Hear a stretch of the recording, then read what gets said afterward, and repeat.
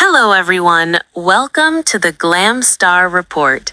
And as always, this is your home for the most enjoyable, heartwarming, and detailed stories surrounding the royals. And most especially, we focus on the ever-inspiring Prince Harry and Duchess Meghan and their beautiful family. Before we begin, kindly take a moment to subscribe, like, and share this channel. Your support truly means everything, and it helps us continue bringing you uplifting stories that celebrate love, humanity, and real connection. So go ahead, tap that subscribe button and keep it locked right here. Now, today, we have something truly special. We are talking about the Sussexes in Australia, and let me tell you, this visit has been nothing short of magical. The love is loud, not just visible, not just noticeable, but deeply felt. From the very moment Prince Harry and Meghan arrived in Australia, there was an energy, something electric in the air. People gathered early. Families came out with their children. Some waited for hours. Others traveled long distances, all for one reason: to see them, to connect with them, to experience that presence. And when they finally appeared, the reaction was immediate.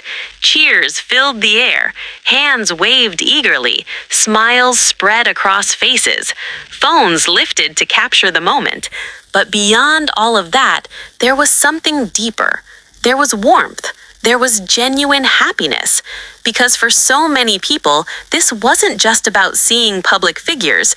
It was about witnessing individuals who represent compassion, change, and authenticity. And today, we are going to walk through every beautiful moment of this visit. Let's start with one of the most exciting highlights: Meghan's appearance on MasterChef Australia as a guest judge. Now, this moment right here caught so many people by surprise, but in the best way possible.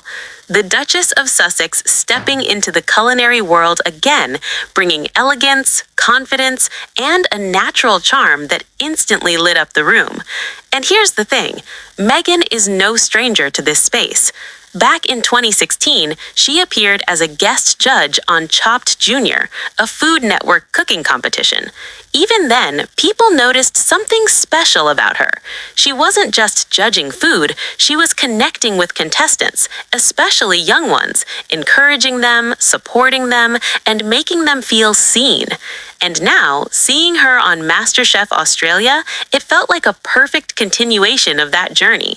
She walked in with grace. She smiled warmly. She interacted effortlessly. She listened carefully. And when she spoke, it carried kindness and sincerity. The contestants? You could see it on their faces. Excitement, admiration, even a little nervous joy. Because having Meghan there wasn't just about the competition, it was about the experience. It was about being in the presence of someone who brings a sense of calm and encouragement. And the audience? They loved it. Social media lit up with reactions. Clips were shared, comments poured in. People expressed pride, happiness, and excitement. Because moments like this remind everyone of something important. Meghan is multifaceted. She is not defined by one role. She brings value, presence, and authenticity wherever she goes. And once again, reality speaks louder than any narrative. Now, let's move into something deeper, something emotional. Prince Harry and Meghan visiting the Royal Children's Hospital in Melbourne. This is where you truly see their hearts. Walking into that hospital, they weren't just there for a formal visit.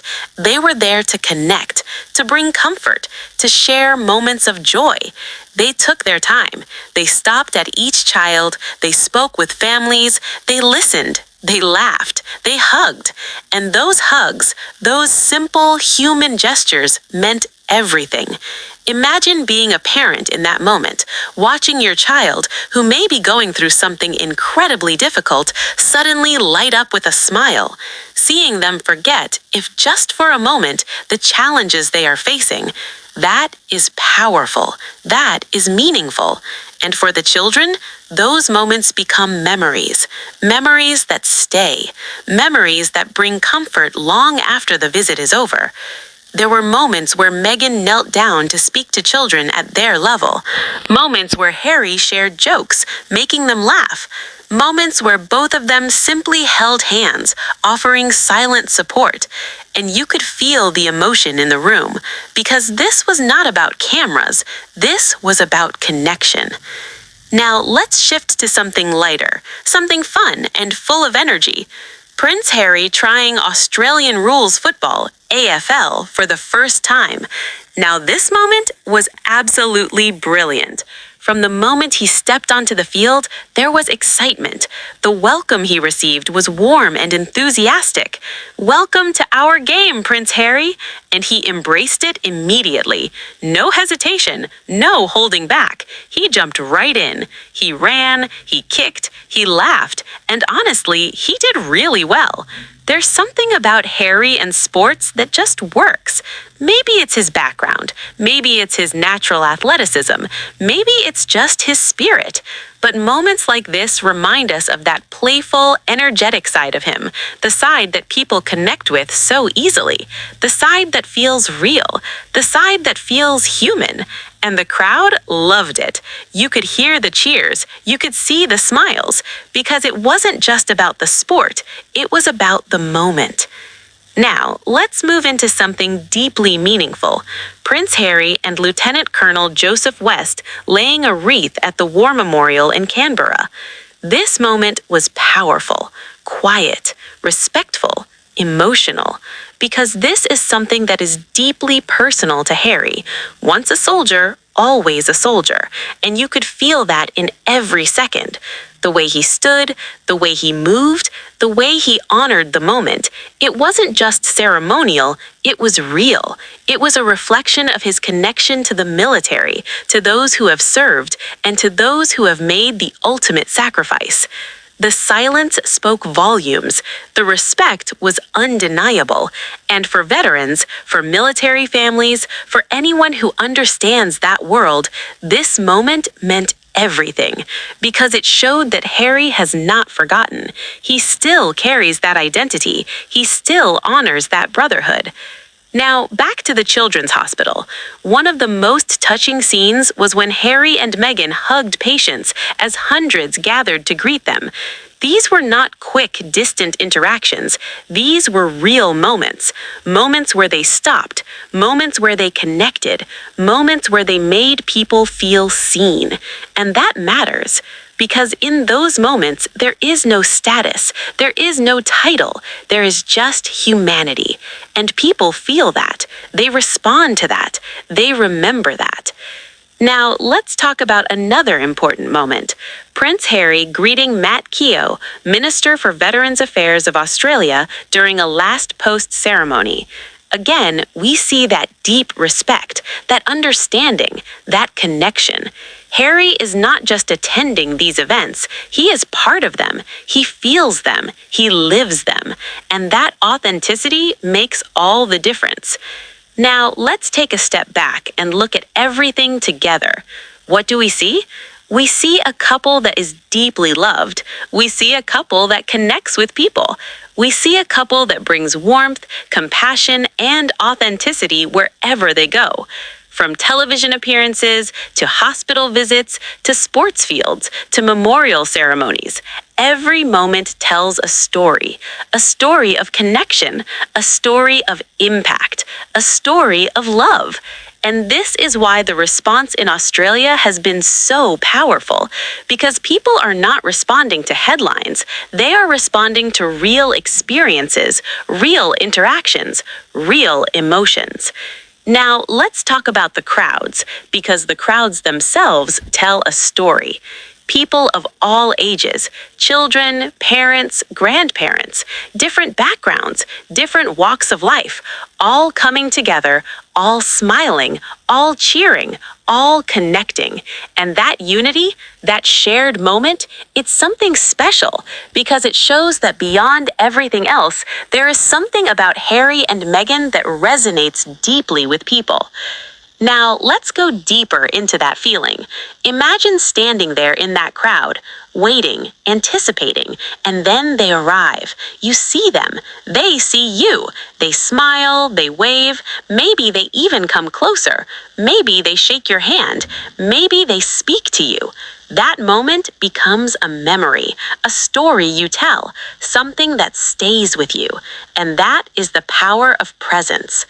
Now, let's reflect on Meghan once more. Her grace, her warmth, her ability to connect. Whether she is judging on a cooking show or speaking to a child in a hospital, there is consistency in who she is. And people notice that. They feel that. They respond to that. Now, let's reflect on Harry, his energy, his humility, his connection to people. Whether he is on a sports field, at a memorial, or meeting families, there is authenticity in everything he does. Meghan stepped out today in a stunning piece from Karen Gee, the elegant Priscilla style dress. And once again, she reminded everyone why her presence continues to capture attention wherever she goes. There is something about Meghan's style that goes beyond fashion. It is not just about the clothing itself, but the way she embodies it. The Priscilla dress is known for its clean lines, soft structure, and refined simplicity. And on Meghan, it transforms into something even more powerful. It becomes a statement of confidence, grace, and quiet strength.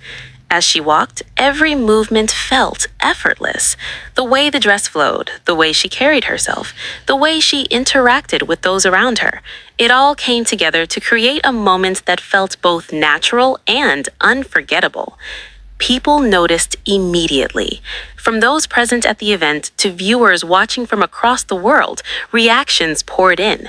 There was admiration, appreciation, and a sense of pride in seeing her represent with such elegance. And this is something Meghan does consistently. She brings intention into everything she does. Her fashion choices often reflect more than style. They reflect awareness, presence, and an understanding of the moment she is in. And today, in Australia, she showed that once again. Now, while Meghan's appearance created a visual moment, Prince Harry created an emotional one. During a visit to Movember at the Western Bulldogs headquarters, Harry opened up about fatherhood, and what he said resonated deeply. You want to be the best version of yourself for your kids. That statement may sound simple at first, but it carries so much depth because it speaks to growth. It speaks to responsibility. It speaks to the kind of transformation that happens when someone becomes a parent. Harry wasn't speaking from a rehearsed script. He was speaking from experience. You don't have to wait until you're lying on the kitchen floor in the fetal position. If you get choice and resource, if you are able to, and it doesn't have to be professional therapy, it can be talking with your mates, it can be talking to a complete stranger. But being able to relieve some of that pressure, that stuff from the past that's stored in there, because it became very clear to me very quickly, again, assisted by conversations through therapy, how much kids can pick up on energy. Brené Brown is actually someone who's very interested about this, where she has this agreement with her partner as to what percent. But every single time I went to work, and when I came back, if I was stressed, the moment that I held Archie, he would start crying. And so very quickly it got to a point where I came back from work, I'd stand at the door, I'd use the 45-minute journey to sort of like unwind a bit, but if the feeling was still there, he would notice it quicker than I could. Yeah, I love that. What percentage capacity she has when she comes back. You want to be everything you assume your kids want you to be. And also at the same time, I think probably consciously, but also subconsciously, you're thinking, how do I parent my kid or kids the same way that I was parented as well? And what can I use that's been really good for my own experiences, and what can we evolve and what can we improve on? And I think that's the same for so many dads around the world. And one of them is at 90. Well, then the one that's at 90 can actually do bath time, dinner time. But then after that, there are hours, days, weeks, for some guys months. Certainly for me, it lasted a couple of weeks, where you are wondering what to do. What can you do? because the baby is probably breastfeeding, and you don't feel as though you have much of an active role in that.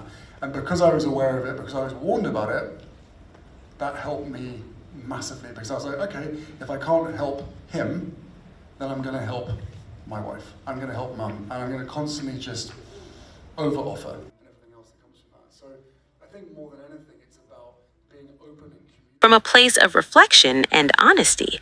And that honesty is what makes his words so impactful. Fatherhood for him is not just about being present, it is about evolving.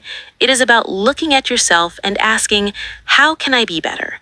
Not just for your children, but because of them. And that is something many parents understand. Children change you. They challenge you. They inspire you. They push you to grow in ways you never expected. And Harry captured that beautifully. He went even further, sharing another powerful thought. Our kids are our upgrade. Now that is a statement that shifts perspective entirely, because instead of seeing children as something you simply raise, he frames them as something that elevates you. They upgrade your thinking. They upgrade your behavior. They upgrade your priorities. They make you more aware, more intentional, more present. And in saying that, Harry is highlighting something that is deeply human, the idea that growth does not stop when you become an adult. It continues, and often it is our children who push us to reach new levels of that growth. Now, while alongside his reflections on fatherhood, Harry also spoke about something that remains incredibly important: mental health. For me, going to therapy was a sign of strength, not weakness. This is not just a statement, this is a message. Because for so long, conversations around mental health have been surrounded by stigma. People have been made to feel that seeking help is something to hide, something to be ashamed of, something that reflects weakness. And here is Prince Harry openly saying the opposite, that seeking help is strength, that going to therapy is a step forward, not backward, that acknowledging your struggles is not failure, it is courage, and that matters. Because when someone in his position speaks openly about something like this, it creates space for others. It gives people permission to reflect on their own experiences. It makes conversations easier. It reduces fear. It builds understanding. And that is impact. Now, while these powerful words were being shared, something equally powerful was happening on the ground. Harry and Meghan were visiting the Royal Children's Hospital in Melbourne, and the response they received was overwhelming. According to reports from ABC News, the couple received an incredibly warm welcome, and that warmth was visible in every moment. Crowds gathered early. Families arrived with their children. People stood, waited, and watched with excitement. And when Harry and Meghan appeared, the reaction was immediate. Smiles, cheers, waves. But beyond that, there was emotion, because this was not just about seeing public figures. This was about connection. Inside the hospital, the atmosphere shifted into something even more meaningful. Harry and Meghan did not rush through their visit. They took their time. They stopped at each child. They spoke to families. They listened. They connected. They hugged. And those hugs, those moments of closeness, meant everything. Imagine being in that situation, a child going through a difficult time, a parent carrying worry, stress, and hope all at once. And then, in the middle of that, someone comes in, not just to wave, but to truly connect, to kneel down, to make eye contact, to listen, to smile. That changes something. That creates a moment of relief, a moment of joy, a moment of normalcy. And those moments stay. They become memories that families carry with them. They become stories that are shared again and again. And that is the power of presence. ABC News captured it perfectly when they said, based on what we saw today, royal or not, they can still pull a crowd, and a good-natured one. Now, that statement says a lot, because it removes titles from the equation. It suggests that people feel towards Harry and Meghan is not dependent on status. It's based on who they are, how they show up, how they make people feel. And the crowd confirms that. People from different backgrounds, different ages, different walks of life, all coming together, all smiling, all engaging, all responding to the same energy. And that energy is genuine. Now, here's something that adds another layer to this entire situation. While Harry and Meghan are in Australia, connecting with people, making an impact, and creating these meaningful moments, guess who is still dominating the UK front pages? Harry and Meghan. Publications like The Times, The Telegraph, and The Independent continue to feature them. And that's interesting, because it shows that their presence is not limited to where they are physically here. Their influence travels, their relevance remains. No matter where they go, the conversation follows. And that says something important. It says that people are paying attention. It says that there is interest. It says that there is engagement. Because in today's world, attention is not given, it is earned. And clearly, Harry and Meghan continue to earn it. Now, let's step back and look at everything together. Meghan's elegance, Harry's honesty, their connection with families, the warmth of the crowds, the global attention. All of these elements come together to create a clear picture. A picture of authenticity, a picture of impact, a picture of presence. And that is why moments like this resonate, because they feel real, they feel human, they feel meaningful. Now, think about the experience from the perspective of someone in the crowd. You wake up early, you make your way to the location, you stand among others who share that same excitement. You wait, you anticipate, and then they arrive. You see them, they see you. There's a moment of connection, a wave, a smile, maybe even a brief interaction, and that moment stays with you. It becomes a story you tell, something you remember, something that makes you smile long after it has passed. That is the power of presence. Now, let's come back once more to Harry's words. You want to be the best version of yourself for your kids.